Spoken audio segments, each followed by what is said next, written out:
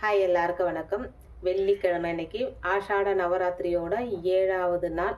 வராகி அன்னை வழிபாடும் மகாலட்சுமி தாயார் வழிபாடும் முப்பெரும் தேவியரை வீட்டுக்கு வரவேற்பதற்கான தீபமும். இதை தொடர்ந்து நான் இந்த தீபத்தை ஏற்றிக்கிட்டே வரேங்க. நீங்கள் எத்தனை பேர் ஏற்றுறீங்க அப்படின்னு சொல்லுங்கள். இந்த ஆஷாட நவராத்திரியில் வர வெள்ளிக்கிழமை ரொம்ப ரொம்ப விசேஷங்க.